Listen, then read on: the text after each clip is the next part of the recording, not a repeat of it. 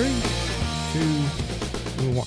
Boom! And welcome to the Big Honker Podcast, brought to you by MLR Graphics in Breckenridge, Texas. I am Jeff Stanfield with the world-famous Andy Shaver. It is their busy season with baseball season. Yep. You want T-shirts, anything for your softball, baseball, hook up MLR Graphics in Breckenridge, Texas. With us today is probably my favorite guest that we have year-round because this guy is smarter than me. You're right. He's more famous than Andy is. He is a local man. Very successful, Mr. Wyman Meinzer. Wyman, how are you doing, sir? Well, thanks for having me. First question. Have you seen the home? I'm going to screw this up. It's a Tommy Lee Jones movie. I just saw it the other day. I didn't see it, but I saw the trailer for it. The Home Man, maybe? I have no idea. It came out in 2017. It looked really good. So basically the premise was he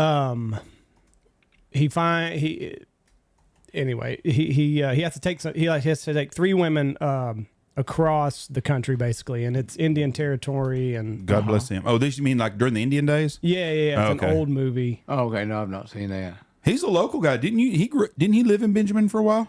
Yes, my mother babysat him whenever he was just tiny, because when Mother and Dad first got married in 1947, they lived in kind of an apartment there in Benjamin, and Tommy Lee Jones's mother and dad lived next to them, and his father was a roughneck, and on Saturday nights they would go to town, and Mother would babysit with Tommy Lee Jones. She said he was the prettiest baby that she ever Really? saw. Yeah, That's it right there. The Homesman. It's on It's on Pluto TV, and it's also I think I saw it on Amazon Prime. Come out in 2014? I thought 2017. Oh no, yeah, 2014. So it's an old movie. Yeah, it's an older movie. I like Tommy Lee Jones. Yeah. Characters he plays. The only thing I never didn't like about him was a big Al Gore Democrat because they were roommates together in Tennessee or somewhere. I heard that. Yeah. But he's a typical liberal Hollywood guy. Mm-hmm.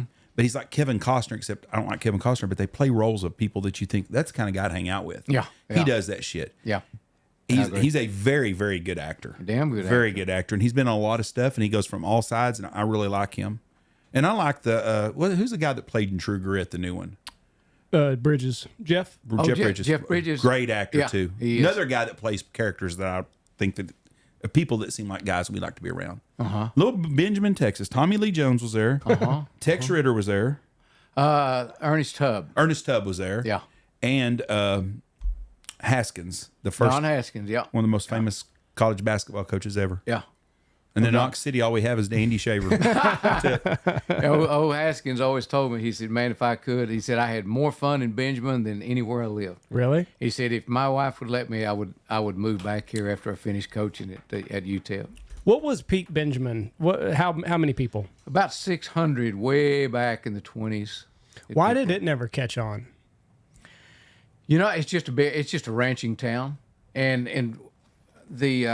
I know whenever in the 60s when I was going to school, they worked a lot of transient people or Hispanics, you know, that wets we call them, and so there was a lot of people. Saturday night in Benjamin back in the 60s was booming. I mean, there was a lot of people in town. The stores stayed out. I mean, they stayed open late.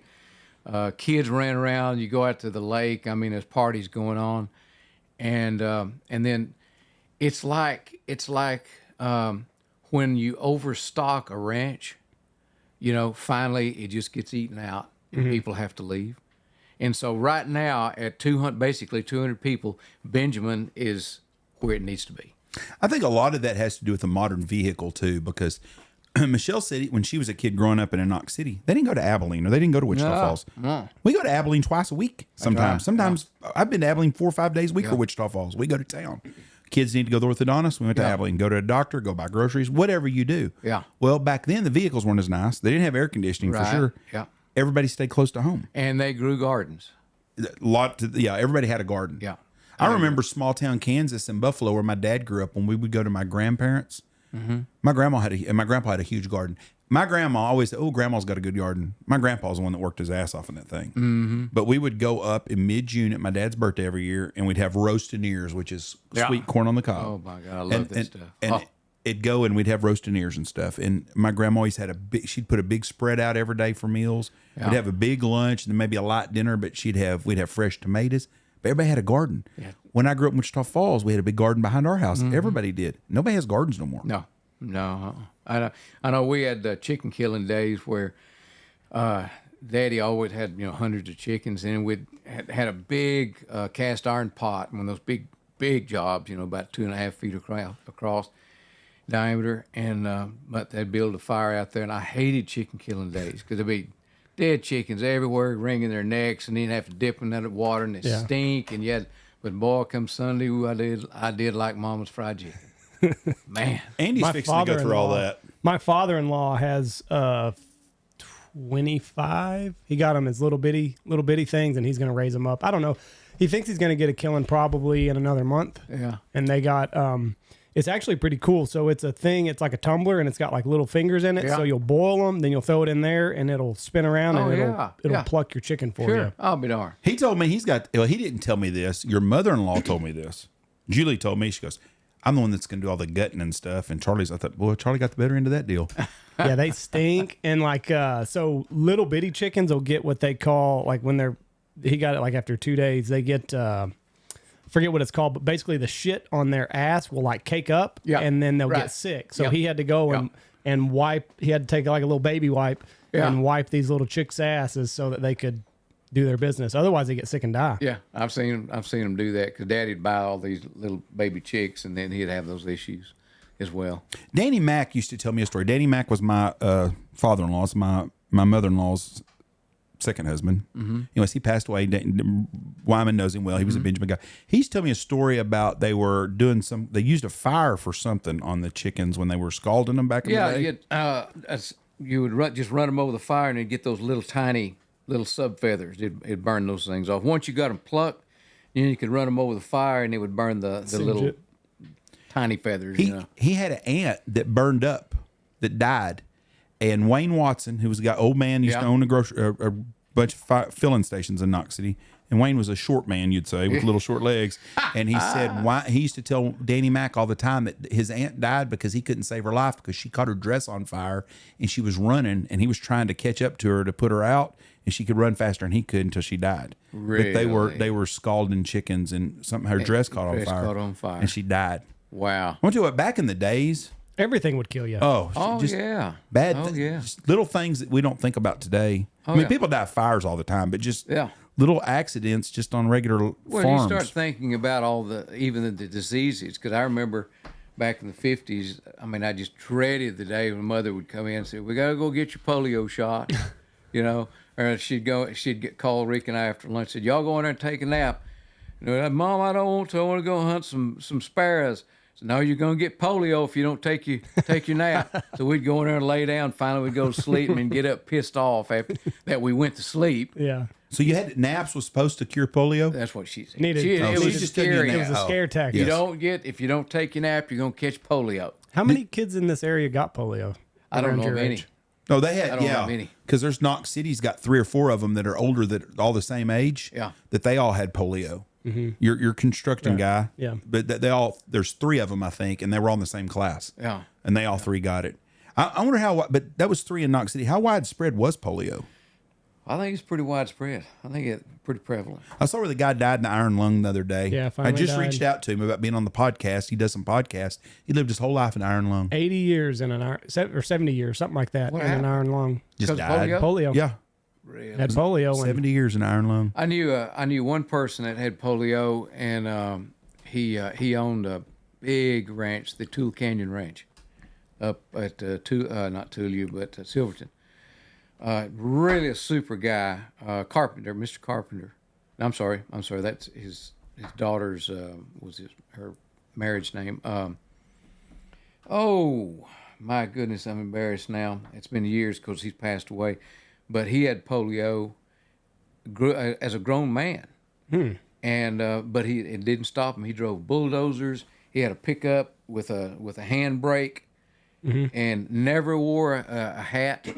I never saw him wear a cap or anything, but this guy was a multi-millionaire. And he had polio, but he got it when he was older.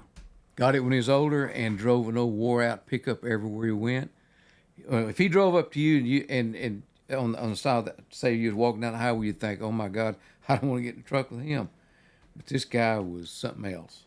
What do you think about all the vaccines now? Because RFK Jr. is coming out and he's kind of raising awareness to the amount of vaccines that these kids have to take. That's right. And he says if you look at the rate of autism and all these other diseases, he's like, it kind of tracks similar to the amount of vaccines that we're giving kids. I don't like it at all. I saw a statistic the other day that a grown man, 60 years old, 65 years old, has had less vaccines in his body than a 18-month-old child has. Right. I don't doubt it. Yeah, I don't. I remember going to the doctor and we used to have to take those sweet tasting stuff that was in the little deal. I think that was a measles thing, maybe. That was polio. Is that polio? They started that after. I was so glad when they got that because I didn't have to get a shot. I had the shot in my shoulder. I've got the indention. That's your smallpox. Okay, my smallpox. I have that from when I was a kid. Yeah. And then I take the polio, the sweet looking stuff. Yeah. But to people at Pfizer and Moderna and Johnson & Johnson, that's how you make a vaccine because they made a vaccine for polio and guess what? Nobody got polio no more.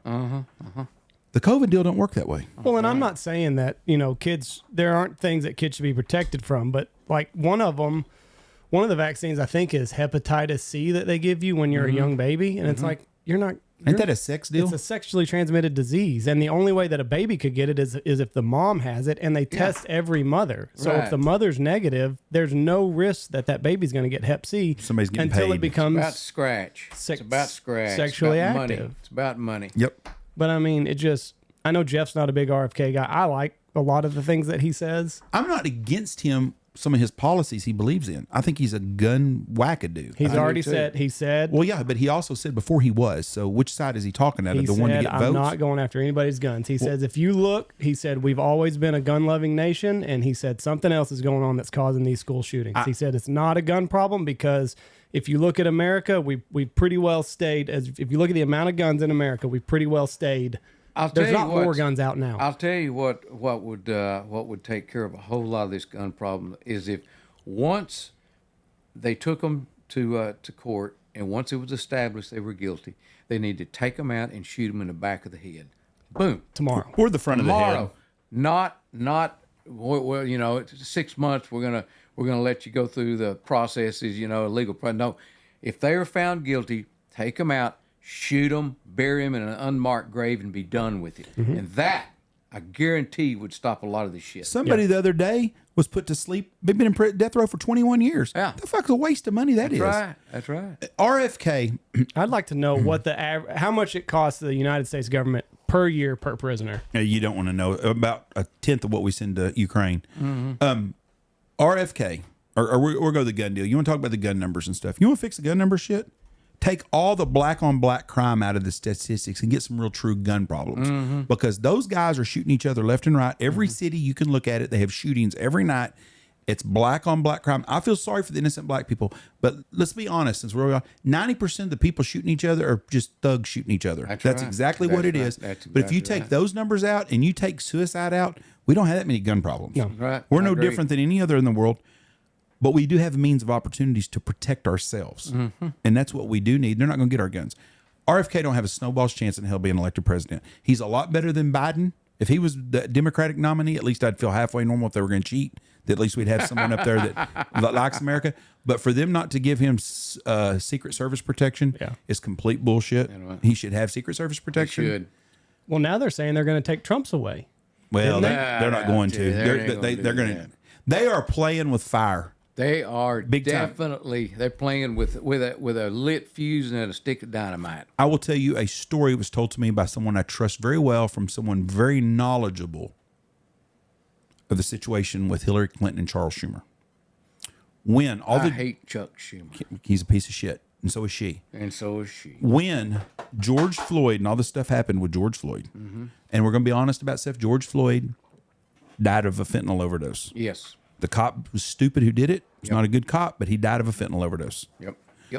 George Floyd, when all that shit happened, someone I know was at a meeting with George Floyd or with Charles Schumer and Hillary Clinton, and she said, "I can't believe these people ain't causing a civil war. This should be a civil war cause." They were upset that America was not. We were already pretty divided at this time when all this shit was going, but they were upset that there was not a civil war started.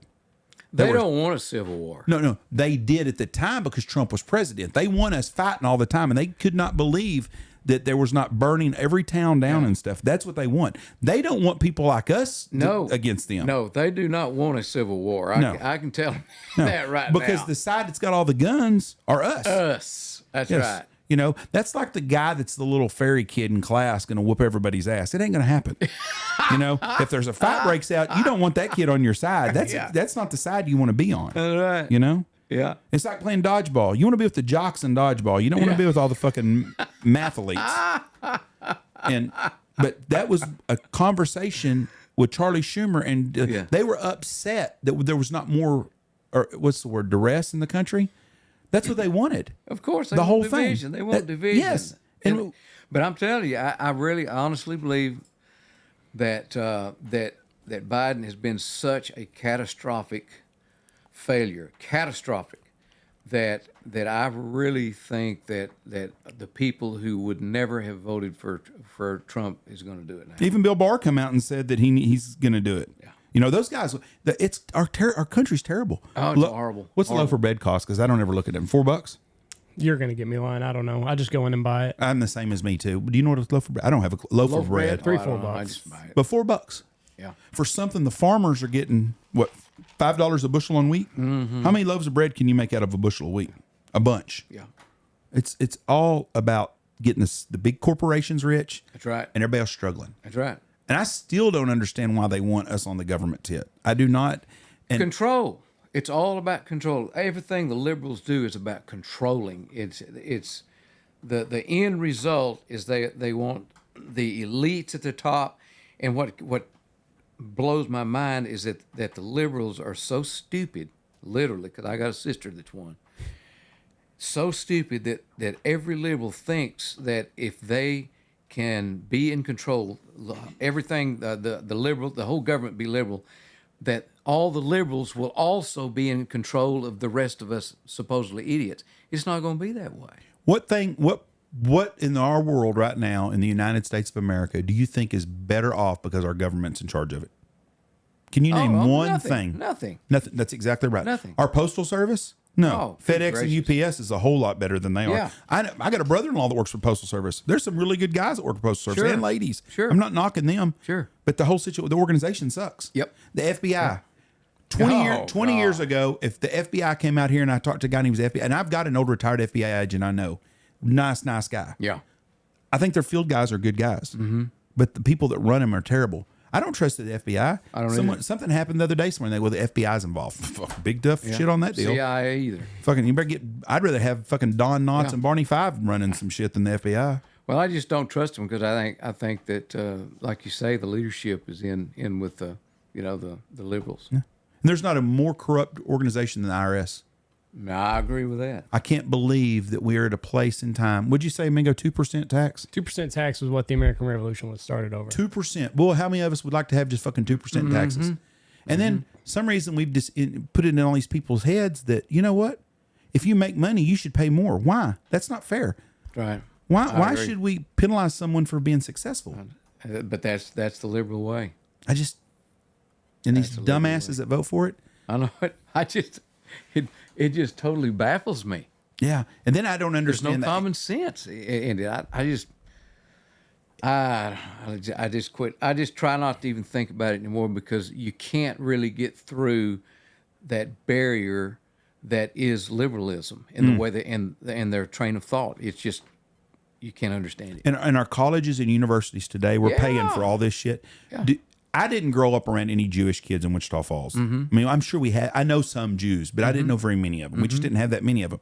I guess in Benjamin, Texas, there's probably no Jewish family. Not that I know. Is there a Jewish family in Knox City that you know of, Andy? I don't know. I know some tight asses, but I don't know any Jews. But I don't understand why everybody hates Jews. I don't all either. These young people. I don't either. One guy told me that, and he's a really sharp guy, his ex-doctor, told me that's because Barack Obama in 8 years, all he did was apologize for everything we did. And all these people that are in this age grew up listening to his shit. But I can't. He did do the apologetic tour. Yeah, but I do not understand why we're at this point with these college campuses. I don't either. I don't know if they're looking for attention. I don't know. I mean, this banging these little buckets around and screaming, "I am Hamas" and that kind. Those people need to be shipped out and and dumped off in Palestine. Oh yeah. Every one of them that are out there marching, I'm for Palestine, death to America. Every one of them needs to be shipped out of here and let them go see what it's like living over there. If they want to be a Palestinian, they want to be a Hamas, take it to them. I think they should release the October 7th footage from what Hamas did. Oh yeah. To show it to everybody in America. Sure. Just release it. Put it up on YouTube. Murdering and raping all those little children, beheading people. I mean, it's awful. They're I mean, worthless. if that's what I think, Horrible. every American should see that. I don't know why the government keeps a lot of stuff from us, but as you see this pro-Palestine and pro-Hamas attitude start to ramp up in America, release that footage that they I were proud agree. of it. I That's what they agree. wanted. Yep. We had a priest on not too long ago from Arkansas. He was an Air Force vet and everything, but Huckabee had several people. I don't remember what the committee was, but he was one of the ones that got to see the footage, and he said you can't comprehend it. He said you cannot comprehend the amount of evil that I saw on that video, and I can't remember how long it was or anything like that. But he said it was just. That's all. He said as a priest, he said and I've seen a lot of things, and he said I've heard things in confession. He said I just could not wrap my head around that kind of evil. That's animal. That's worse than animal behavior. No, they're talking. What is the there's a guy that's got on Instagram, and I want to say his name is something Stein. And he stirs up shit all the time, but he's got common sense. So he went to the University of Texas the other day. I'm a proud Longhorn, but so embarrassed that Austin is in Texas. They ship that fucker somewhere else. That's right. But anyways, he went to the university, and it was Gays for Palestine. Gays for Palestine. Boy, that'll go over big. He explained that to them. They didn't like to hear what it was. They didn't hear that. There was transgender. Matter of fact, a transgender guy tried to fight him, was swinging at him. He threw him down. He got into fisticuffs. But he's like, you do realize that if you're queer and you live in Palestine, they're going to throw you off a building. They're going to kill you. They don't like you, but you're up here trying to fight for them. You know, What was their response? They don't have. They're stupid. They're idiots. Yeah. All they're I don't know. Well, that's another element that I've noticed about him. A liberal loves to scream, holler in your face, but whenever you present the facts, they just turn around and leave. They're gone. They get mad and they turn around and leave. I don't have anything else to say. The gays for Palestine, I did not understand. I didn't understand during the Black Lives Matter with the black people that hate white people, and there'd be a white person with them. I'm like, you're white. It don't matter who your side. They don't like you because you're white. That's what they're trying to tell you. Your life don't matter. And it just blew my mind. These people, but the gay people for Palestine, I'm just like, you think ISIS is going to let you come in and throw? And he asked them, he goes, how many gay parades do you think they're having in Saudi Arabia this year? None. Zero. You know? I wonder how much of it is like young kids have to find something to buck the system. I think that's some of it. You know what I mean? think Like you that's saw some the of it. 60s and the hippie movement and all Yep. that stuff. And I mean, Yeah. I think young kids just have to find a cause and go Yeah. dig their heels in for it. Yeah. I never did have a cause. It was called trying to survive. It's called trying to eat and get your life That's right. together. You know, if I tried to buck my daddy, he'd whoop my ass. Yeah. You know, with his special whooping belt he had, or a pair of bridle reins, and I just wasn't that way. Yeah. I went to school with kids, and I'd listen to them in the playground, and they would be talking shit about their dads. I'll never forget this. And this one kid was like, shoot, my dad do that stuff. I just slap him. I was like, and I kind of laughed. And another kid in my class goes, you didn't say that, Jeff. I go, no, my dad had fucking arms on him like a damn tree. Wouldn't even do that shit. First of all, I would never disrespect my dad. If one of my boys bowed up to me, it would hurt my heart so bad. Yeah. I mean, if one of my boys hit me, I don't know if I could hit them back because it would hurt my heart so bad. It would tragically it would kill me. I'm the It same would. way. Yeah. And I could never do that to my dad. And maybe my dad argued about stuff. My dad retired and worked for us. So we had a lot of arguments because dad was tardy on stuff. He was never on time, and that wore me out. Yeah. But I respected my dad enough that I would never, ever consider something like that. Right. And these young kids today that talk back to their parents and the stuff they do, I can't it just see it. blows my mind that there's just a level, and they have no respect for their elders. I know. Like- I know. like- And I just had so much respect for older people when I was growing up. I still love talking to old people and listening to the I do world they too. lived, because they lived in such a better time, but it was a hard time. Well, they have just so much knowledge just because of the experience of living, And I may have talked about this in a previous podcast, but whenever I graduated from Tech and I was offered a job with the ASCS, and that's what I was educated to do, be a wildlife biologist or a range management specialist. And I decided that I wasn't going to do it. I was going to go out and trap coyotes for a year. I wanted to get away, break loose, and just do something that I wanted to do. I've been going to school, it seemed like, for all my life. Well, since I was 6 years old. But before I did it, I went to an old man there in Benjamin, 90 years old, a Mr. Glenn. And I had never spoken to Mr. Glenn before. But I went to his house, knocked on his door, and he was an old Southern gentleman. I remember he had that Southern brogue. I said, Mr. Glenn, do you have time to talk to me? Yes, son, come on in. And he was lived by himself there in Benjamin behind the Methodist church. And he was sitting in a chair, and there was one other chair in the room. And I sat down, and I said, I'd like to ask your opinion because I respect the opinion of elders. He said, okay, son, what can I help you with? I said, I've got a college degree. I have spent 5 years going to higher education, and I have my diploma, and I have an offer for a job, a career job. But I said, I want to go and spend a full winter and do nothing but live in a dugout and trap coyotes for a living. I said, what should I do? And he said, son, I think you need to go trap. And I stood up and shook his hand, and after that, I never spoke to him again, not because I disrespect him or anything. It's just that I just needed to know what his opinion was. And I knew that's what I was going to do, but I just needed a little reassurance.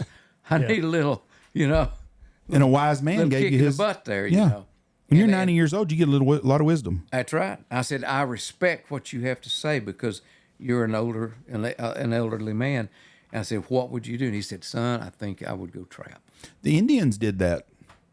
They would have their meetings, and the wise old men was the ones that they listened to. And you'd have your young guys that want to buck the system. But Yep. That's another thing that a lot of countries in Europe do is kids will have, I think it's called like a sabbatical year. Just go off and like after your schooling, go off and do what you want to do for a year and then come back, get all that out of your system. And maybe you'll find another path that you want to take. Yeah. Maybe it's not what you want to do. Maybe what you went to school for, you figure out it's not what you want to do. Yeah. Maybe you want to make pizzas on the back of Italy or something like that. Yeah.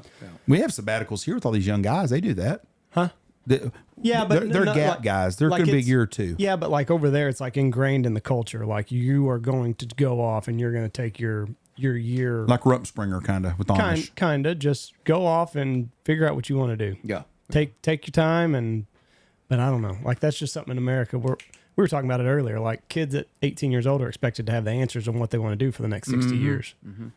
I was really fortunate in that whenever I took off and went to school, that I had a goal, and I was around a lot of kids who I'd go, well, what do you want to do? And they go, well, I don't know what I'm going to study, really. I'm just kind of going to get started. I knew exactly what I was going to do, even though I knew the chances of getting a job after I graduated was probably very minimal.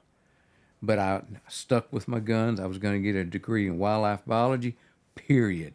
I didn't care what else. I didn't care even if I didn't get a job, I was going to have a degree in it.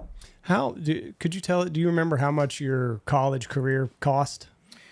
$1,500 a year. Wow.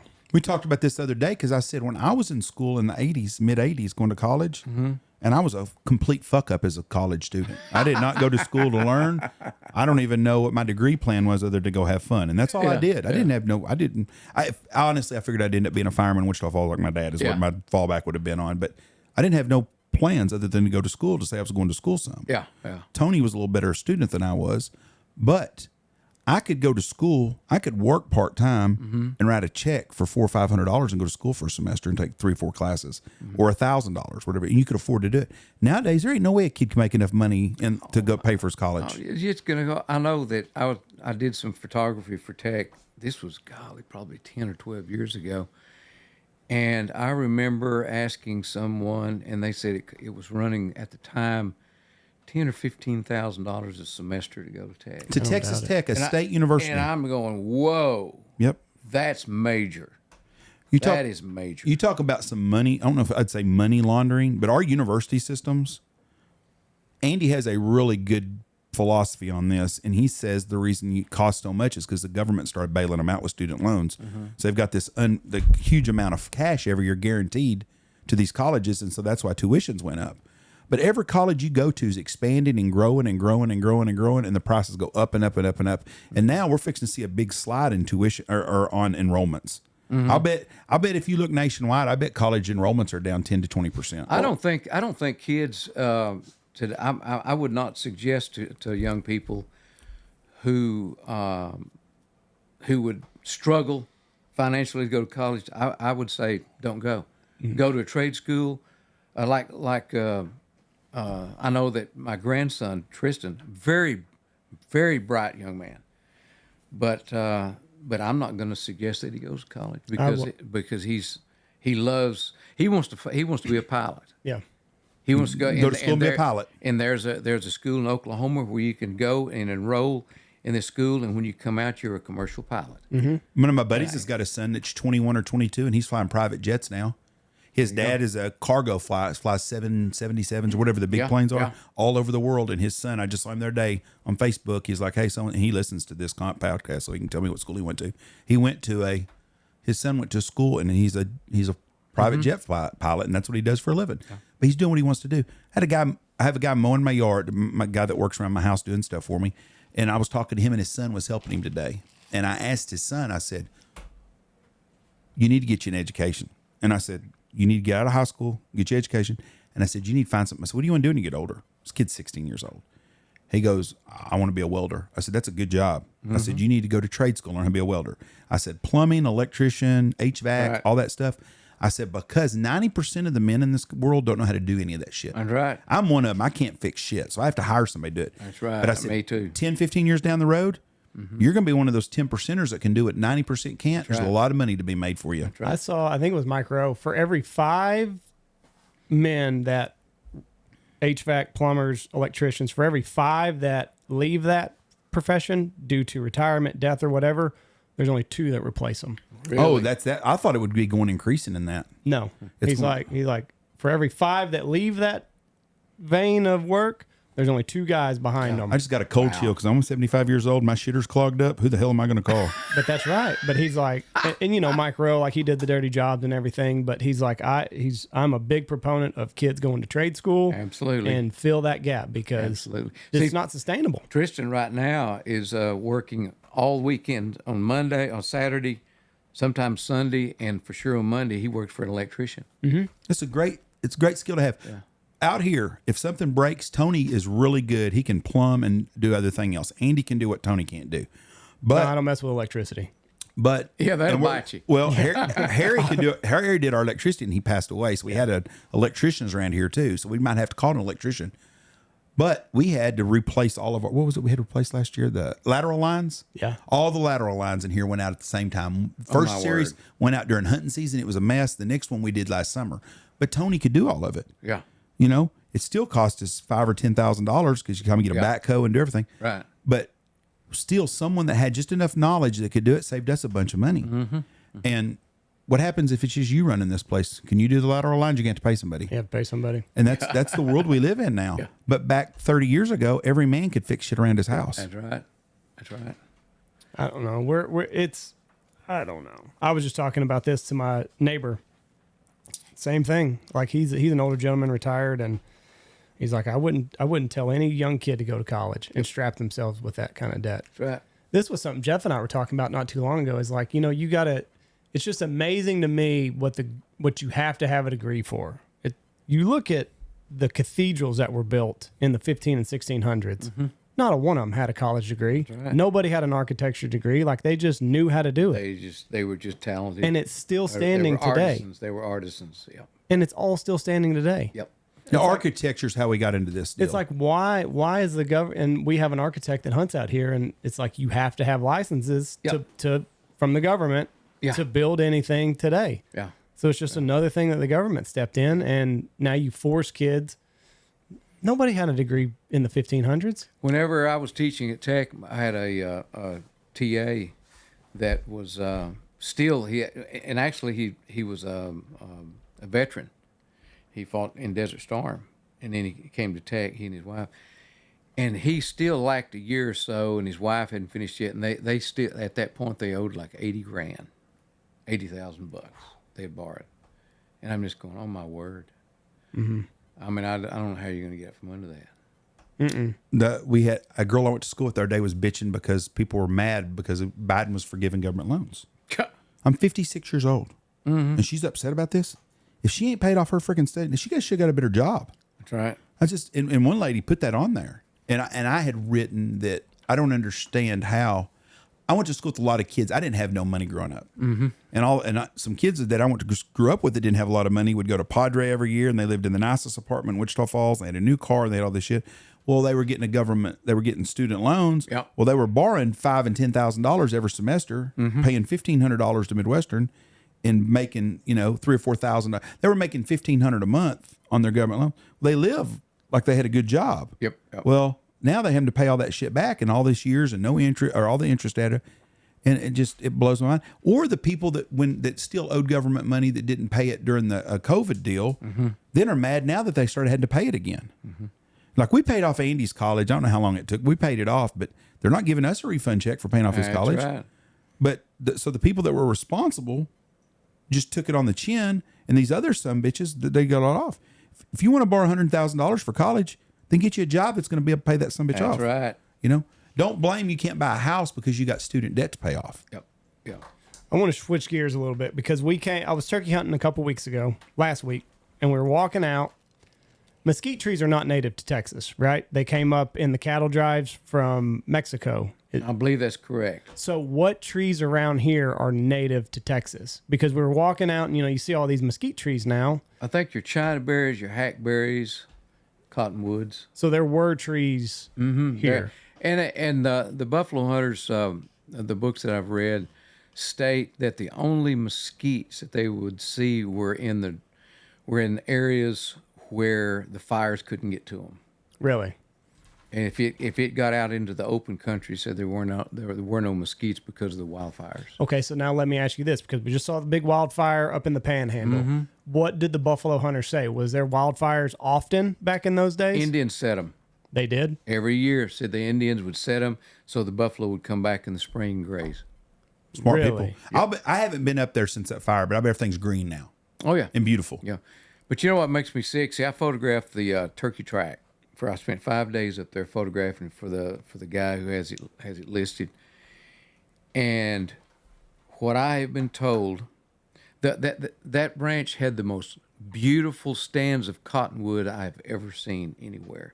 Some of them probably 150 to 200 years old. Giant. And I think I saw one day. I'm almost certain that the Indians had twisted it in a manner that it was one of those trees, like a map tree, that they would tell the younger people, when you get to the tree that's twisted a certain way, this huge cottonwood tree, it just came up about 6 feet and it just rolled over and then it just touched the ground and went along the ground and then raised back up again. I mean, we're talking about a monster 150-year-old tree. Those trees all burned up. That's terrible. Do you They all burned up. what has happened to the cottonwood trees? Because all the playa lakes around here used to be covered with big cottonwood trees. There's none no more. That's the drought. So the drought 2011. that killed all those cottonwood trees. Yes. Because all of those big lakes around there used to have trees around them. There's none at all It's anymore. the drought. It killed along the Brazos. I'd say probably we lost 90% of the hackberry trees on the Brazos During that drought. during the 2011 drought. That's his, And the plum thickets. On the league where I used to live, we had plum thickets along the river below the house, south of the house. They would have those really big, voluptuous plums that you just pop in your mouth, and they were like small, apples, and they just pop. And now all you can find are a few pig plums. Just those little hard ones that if you thump it, throw it at somebody, it's like throwing a buckshot at them. And all those old big plum thickets are gone. So They died in 2011. in your research, where does the drought from 2011 stack up to what they saw hundreds of years ago, whenever they were I've expanding. talked to the older people, and they said it's worse than the 1950s drought. And I remember that drought. I remember the dust storms as a kid. And I even talked to the ones that dealt with the one in the Depression, and they said it was worse than the Depression. Because I went back and looked at the weather and the rain that this area received during the Depression, and we got rain. We did. We got rain. The problem during the Depression were the farming practices. Right. They weren't leaving anything. That's what really was the reasoning behind the dust storm. That's why they implemented the CRP program, That's wasn't right. it? That's right. Well, they insisted. They came in and said you're going to have to quit farming a certain way, and to reduce this level of dust. And the dust bowl is what changed the farming practices. Mm-hmm. Yeah. So we were drier in 2010-11 than we were then. I looked back not long ago because I was curious, and I saw there were some places that had less than 2 inches of rain in a year. I don't doubt it. I mean, it was dry. There's no. We all went through that stuff, and it was a terrible deal. But the long-term effects was really bad. Mm-hmm. Mm-hmm. The Indians back in the day. Another thing that the Indians and the early settlers had. There was more groundwater because we didn't have wells in them everywhere. Yes. So I read a story one time in one of the books that the people that would walk across the Texas Panhandle, when you get north of Amarillo you got to get way, way up into Colorado. There's a big stretch of 300, 400, 500 miles. There ain't nothing. Yeah. There wasn't trees. There were some creeks and some. Right. But they had well water. Mm-hmm. But they said those people would, if they crossed that on a dry year, those playas were dry and they would die. Yeah. And they didn't realize they could dig down 10 or 12 feet and they would have great water. That's right. Yeah, see, they called the Llano Estacado the Great American Desert in the early days. And that's one of the reasons that the Comanches, whenever they were being pursued, they would go up on the Llano because they knew where the water was, but the cavalry didn't. And see, in 1877 was when they had that catastrophic, what was that lieutenant's name or captain? Nolan. He got after some Comanches and run them up on the Llano and lost a bunch of his men, and the buffalo hunters saved them. Didn't the Indians bait him though?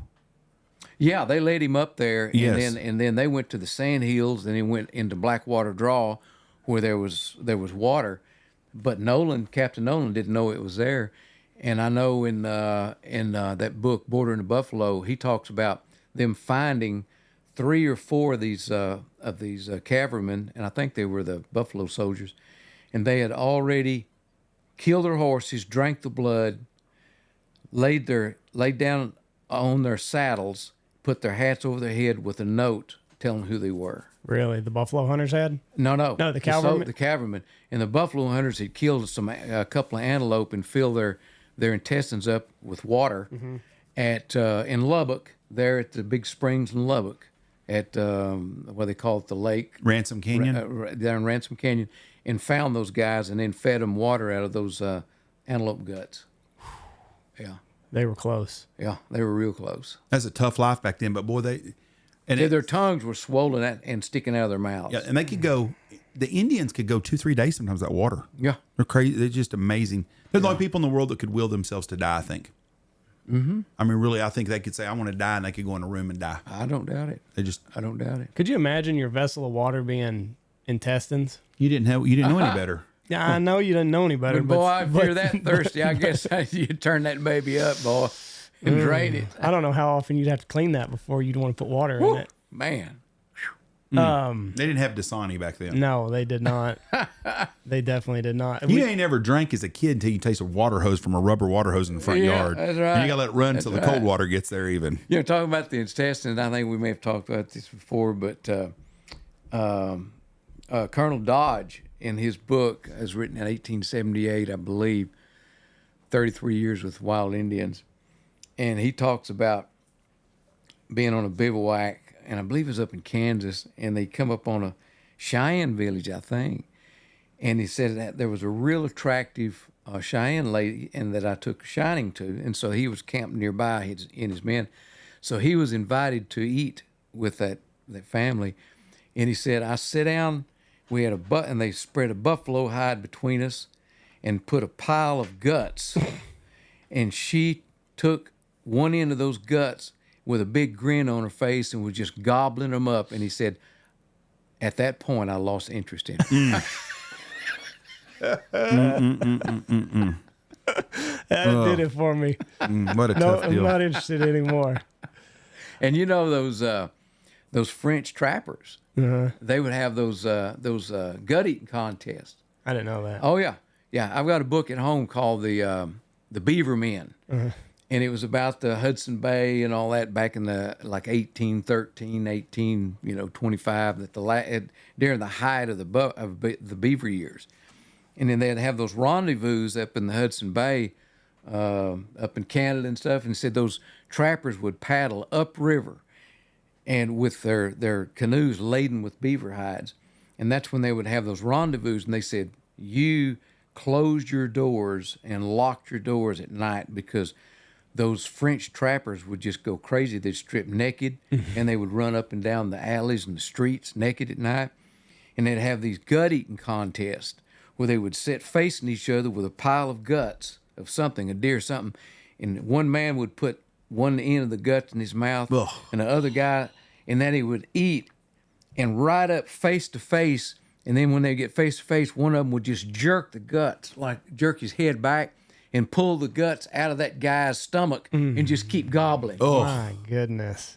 Now, buddy, that's wild and woolly right there. That was a tough time, though. Could you imagine how much you have to chew to break that lining just to get it to where you can swallow it? But they were just swallowing and just keep and then would just jerk the guts out of this other man's esophagus and just keep eating until they jerked them all out. That's too wild for me. I'm out. I don't like to be around drunks anyways. Yeah. But them rendezvous like that, when you watch the movie The Mountain Men with Brian Keith and them and Charlton Heston, which is I think is a great movie. Yeah. But it shows the rendezvous, with old Lead Belly or Iron Belly. And it just that's the debauchery and stuff. That's what they had. Those guys would live for 9 months in the woods, come down for a month and go back for another 9 months or a year. And that's all they did was stay drunk and find whores to be with. And life was cheap. Yeah. It was Life was cheap. So I don't know anything about the rendezvous. They would do this at the end of trapping season. Yes. They would have them. The famous ones were like around Yellowstone, but there would be one in New Mexico. So it was like a somewhere. festival or something. The like that. really big ones were up in Canada. That's where the big ones were. Hudson Bay country. The buyers would come to buy all the pelts. Buyers would come and then they would just go wild. They have shooting contests. They'd have fighting contests. They'd have gut eating contests. Then at night they'd run naked through the streets. It was a big party all the time. But How long did it last for? weeks. Yeah, it would have for 2-3 weeks. Yeah, They just And all then- sorts of and then whatever debauchery you can whatever imagine. debauchery come up with. They did it. But they would go to. They would have the big rendezvous, and then the fur buyer would come in there, and he'd buy all the furs from them. So they would come. That was their big meeting place to sell to the furs. Yeah. The Hudson Bay Company. Yes. The New Dutch Trading Company bought. That's one of the things with Jamestown was the King of England wanted to get into the fur business. For business, yeah. And because the French were already in Montreal doing stuff, and that's why they set up the colonies.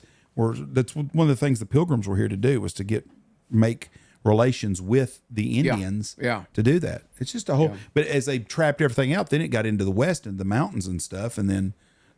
I'd read the Lewis and Clark book by Stephen Ambrose years ago, which I think is a really good book. Wonderful book. And then me and Michelle were in Montana a couple years ago, and we went to a little town. They got a Sacagawea in there, and so I bought a book there, and that was a really cool lady. She was a sharp lady. Yeah. And we just did a new segment we have, and we talked about her the other day. But she was instrumental. They would have never finished that trip without her. That's right. Because they'd have never got the horses off the Shoshones if it wouldn't have been for her being able to speak that stuff. But, that was such a tough existence for people. Oh, it was. She got paid no money at all. Really? They wouldn't pay her a dime because she was Indian. Wow. Her husband got $400 and 300, 400, 500 acres in land. Yeah. They never paid her a dime, and if it wouldn't have been for her, they'd have never got that expedition done. Wow. You imagine have you been to the Columbia River in Oregon? I did whenever I was a child in the 50s. I can't imagine riding in a damn rawhide canoe. Me either. Those big old walls and that current's horrible on that place. That's nuts. Well, what about what was the guy's name who rode the Grand Canyon? Yeah. Oh, Man, you talking about wild. White Waters. So let me ask you this: when did the bounty start on Native Americans? Like, It started. I know that there was a bounty at Fort Leaton down in Presidio early, probably. Gosh, and see that I don't remember when that fort was established, but it was it was before all these other forts because it was on the Mexican border. But they were paying a bounty on Indians there, and those bounty hunters would go down to Mexico and just kill Mexicans because a lot of the Mexicans would.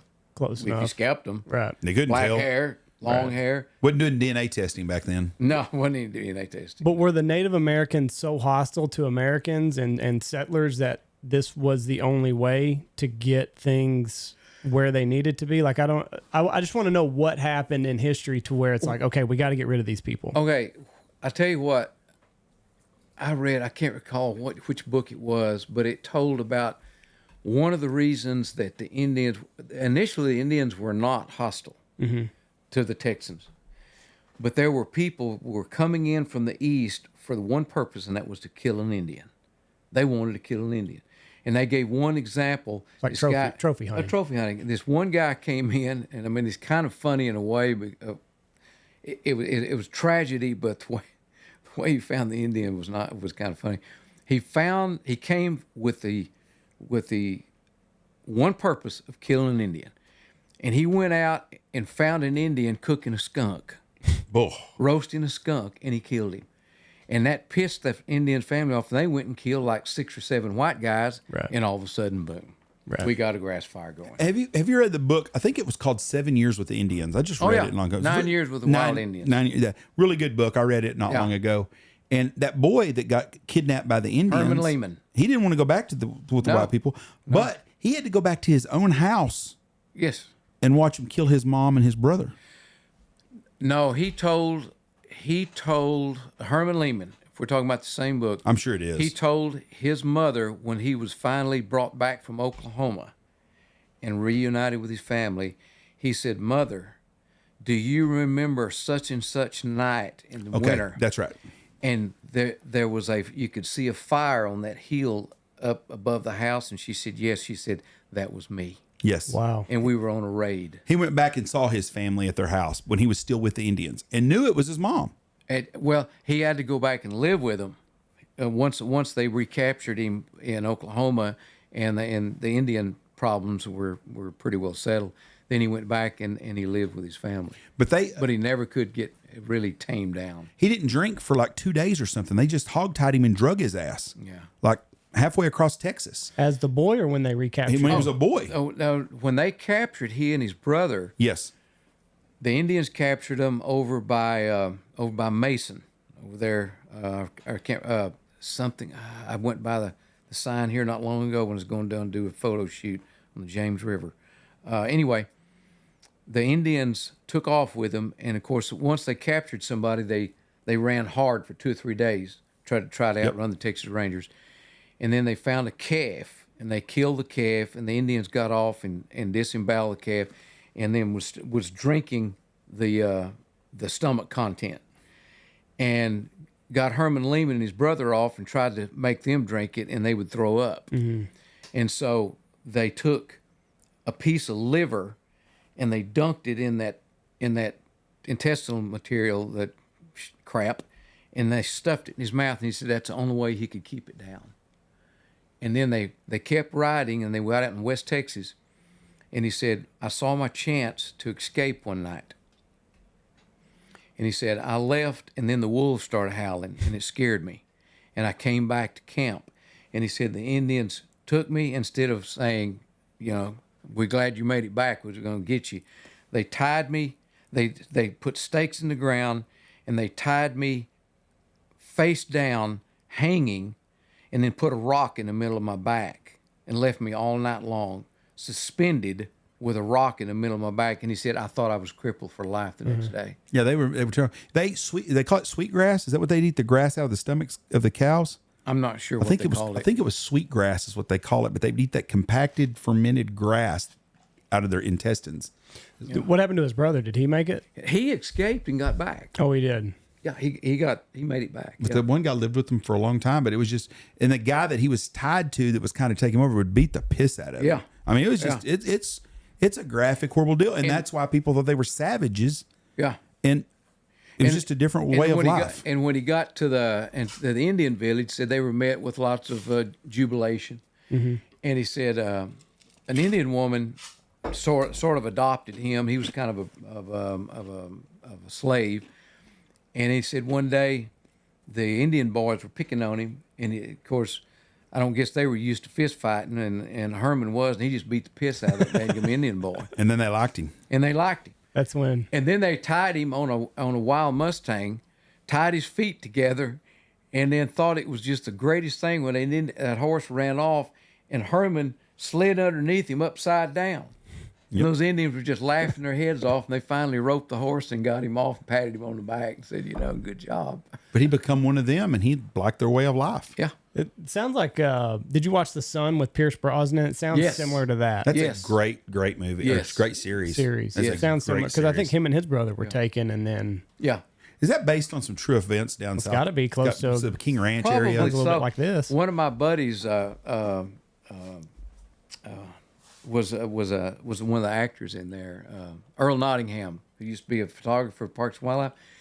He did a little acting on the side, and he was the old lecherous banker that you saw walking around there with a little hat and a cigar.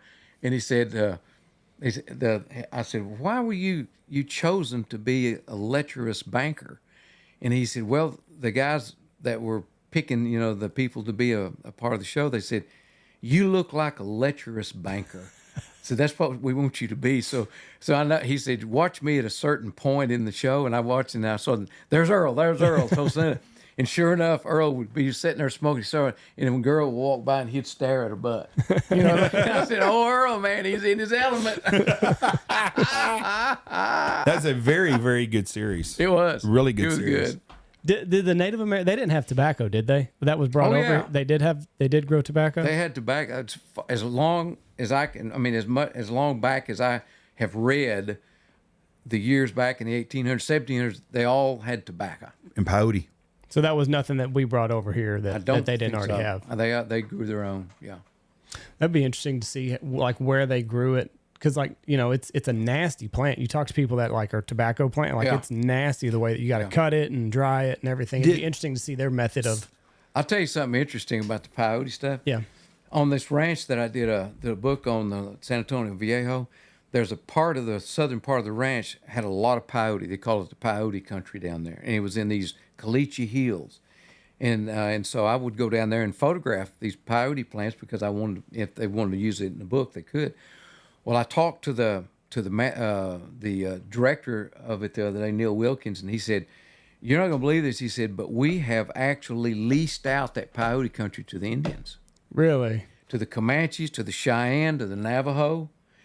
And he said, "What's funny is that it didn't take long for the Navajo and the Cheyenne and maybe another one to come and start griping." They said, "Those Comanches, they want it all." And they're fighting over the podium. Nothing has changed. Yeah. They've always wanted it all.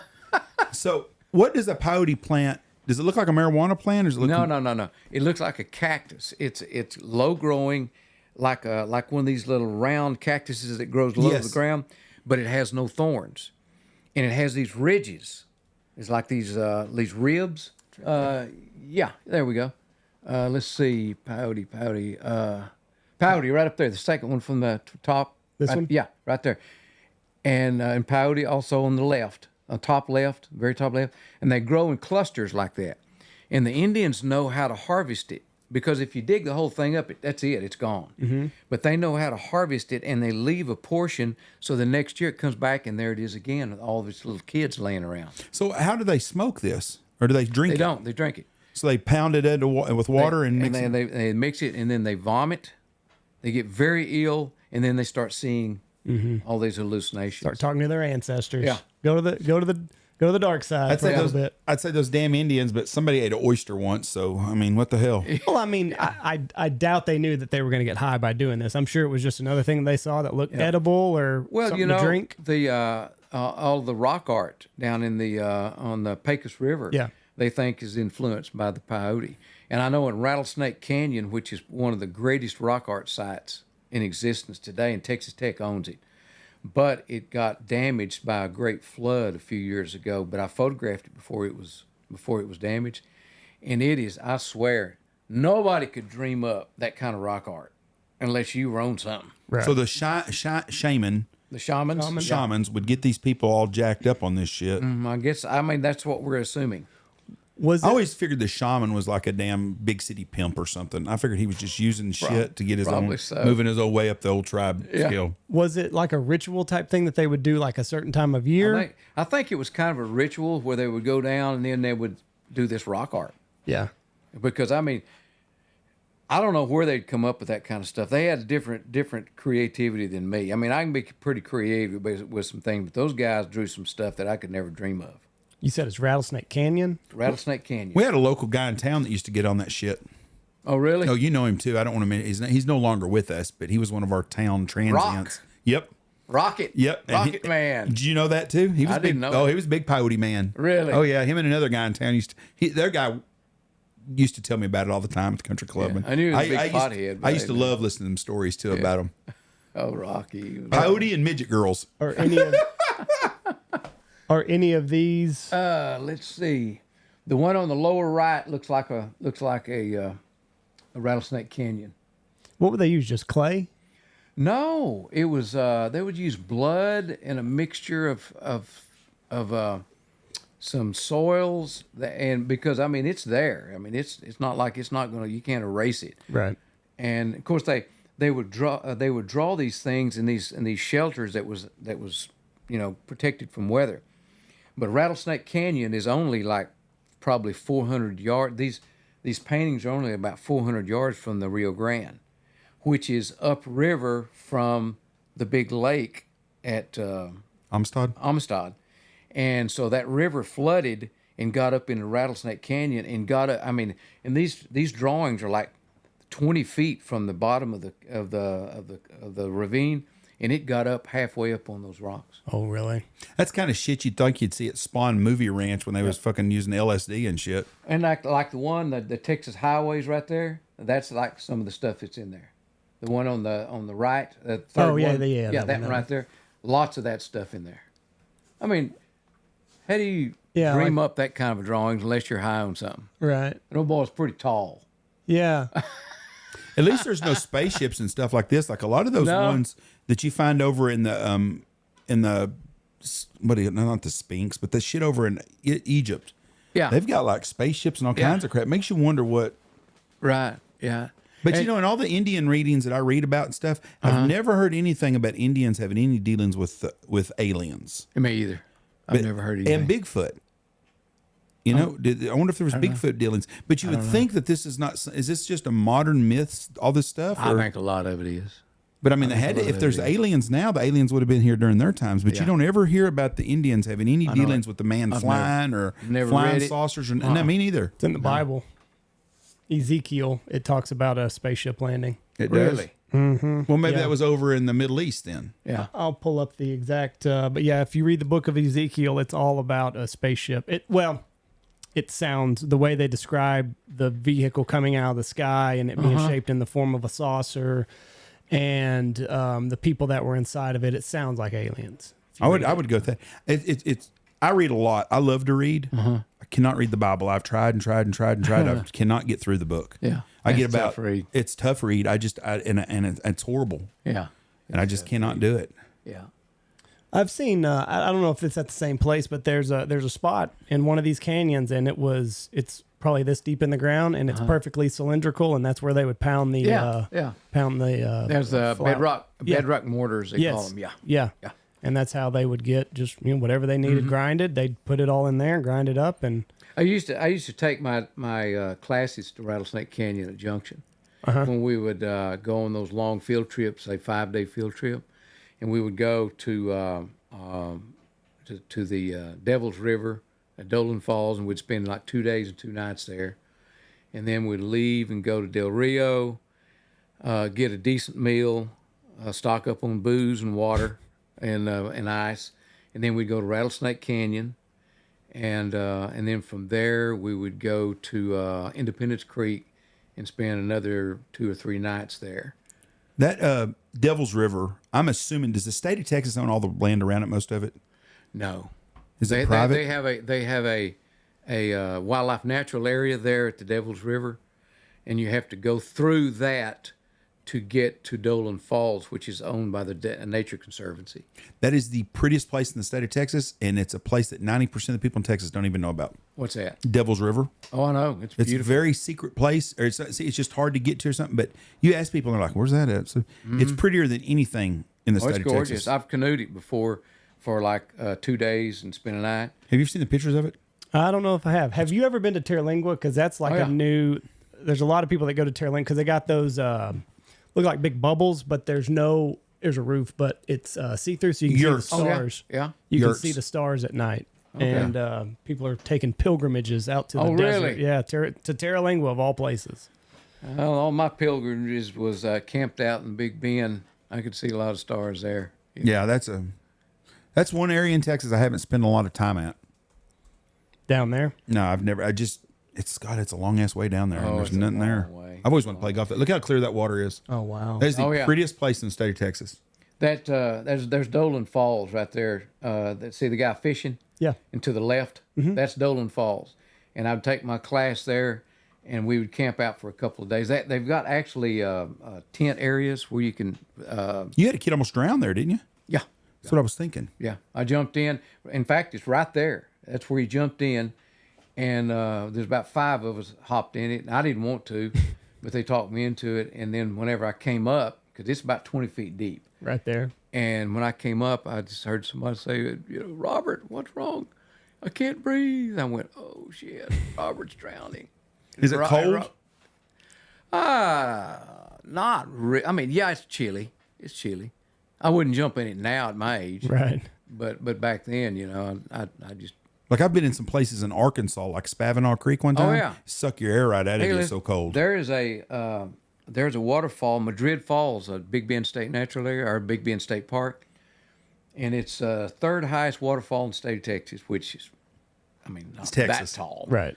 But my friend and I had camped out. We flew a chopper in there, set up camp, and we hiked down to these falls. A treacherous hike.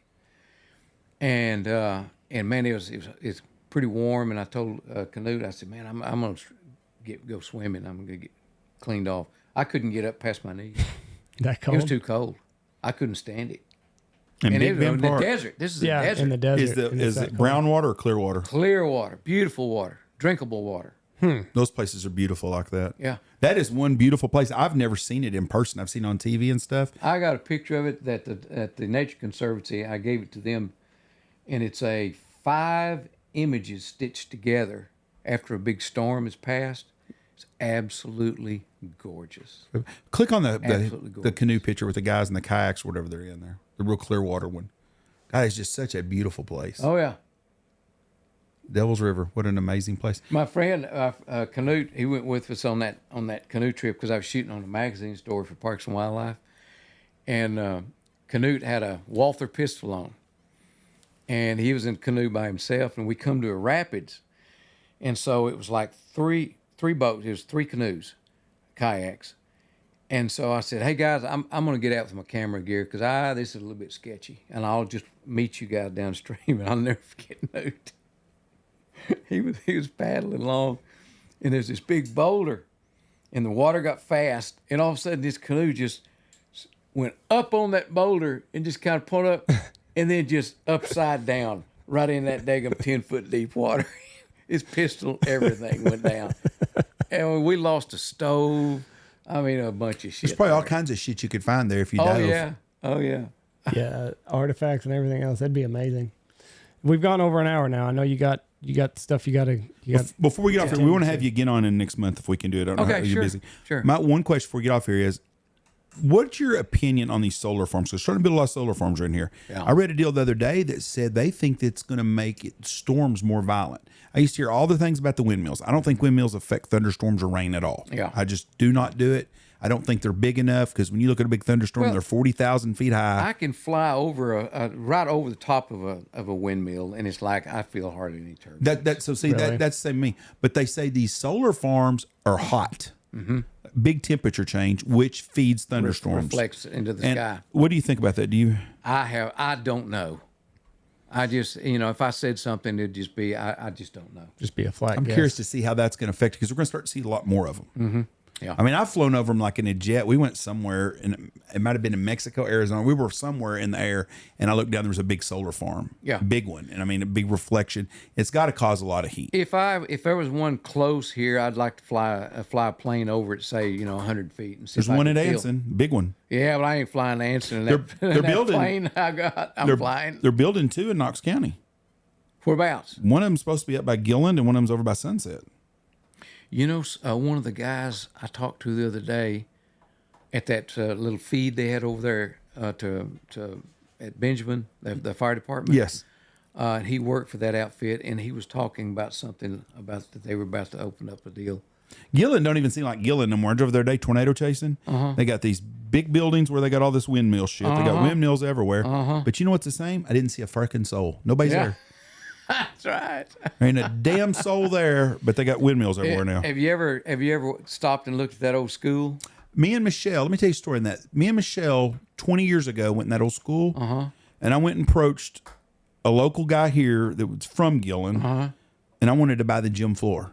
No, they don't want to sell it. They don't want to sell it all. It's rotted to shit. Yeah. I wanted to sell it, and I wanted to put the wood floors on my dining hall in here. Take the old gym floor because I think it's beautiful and preserving an old antique. I played basketball in that gym. Did you? Really? As a kid. In sixth grade, I still remember stealing the ball in 2 plays in a row and driving down and doing layups. In the old Gilland gym. Yep. But can you imagine the old wood, how beautiful that be? And they just let they'd be that. gorgeous. They just let it rot away. Yeah. Yeah, it's a shame. Yeah. It's a rattlesnake den now. I wouldn't it go in is? that sumbitch for Oh, nothing. they said you can go in there in the wintertime and look in the boys or the girls' dressing room where the lights coming in. Said there's rattlers everywhere. Hell no. Yeah. Would you spend the Hell night there, no. Andy? No. I don't like snakes. We went there. Y'all took us there when we were kids, didn't we? That's when we went as a kids. We took metal See there? detectors and did Yeah. metal detecting the deal, and we walked through it. But I I could wanted have got to. rattlesnake bit. That's right. Well, your mom was there to save you. But I wanted that old floor. I thought that would make such a cool floor. It would have. Put an old house or something. Yeah. And, I went by there. I was up there scouting birds probably 10 years ago, and I had to Yeah. stop and be nosy and just looked. No, shit's all rotted out and crap. And I just, what a way. Just It's let so it go away. sad. And I see that in old houses. I thought that today. I went through, we had big rain and a bunch of our playas filled up, and I went looking around today. And there's some old houses west or east of Rochester. Nice brick homes that 30 years ago families lived in. Yeah. Trees growing up, just rotted in. And I'm just, Well, like the one in O'Brien. yeah. That's a real waste because it had Barney the furniture house. and stuff in it. I can remember when that house was still retrievable. Really? I mean, you could have done something with it. So tell me this, because you've been around long enough. What happened with them? Because growing up here, you hear all these stories. They left in the middle because all the stuff is there. Furniture's there, clothes are in the closet, dishes are in the cupboards. Well, you hear a lot of wives' tales growing up. So you hear that they left in the middle of the night. That somebody was after them. Do you know any history to that? I know nothing. Story I was told from an old timer of O'Brien was the family had business in the East Coast and had a business there, and they went there for the summertime and got a busy there, and they decided to stay there, and they Said never the hell ever with come it. back. Kids don't have any interest in it. Right. I had a ranch in New Mexico 25 years ago. A guy come to me and he goes, "Hey, would you like to lease the hunting on this ranch?" I'm not in the elk hunting business at all, so I don't do that. He goes, "Man, it's a great opportunity for us." I go, "For us, so you always know there's something else going on." The guy wanted, if you had the hunting on this 100,000 acre ranch up there, you had the first right to buy it, and the old man was dying that had it. And the city of Los Alamos, or one of those cities out in New Mexico, was going to pay $5 million a year for the water rights on it because that's where all their water come from. Yeah. And he wanted us to go in and do it, and lease, and we'd have a right to buy it. Yeah. I said, "Well, what about the family?" "Oh, they live in Chicago. They have no interest in the ranch at all." Yeah. Things like that happen all over the place. Yeah. This was a big ranch. It's a house. Right. But you get up and leave, and 10 years later, your kids don't have any ties. Right. I mean, you hear about that all the time out here. Someone dying and their family are the last one left. Yeah.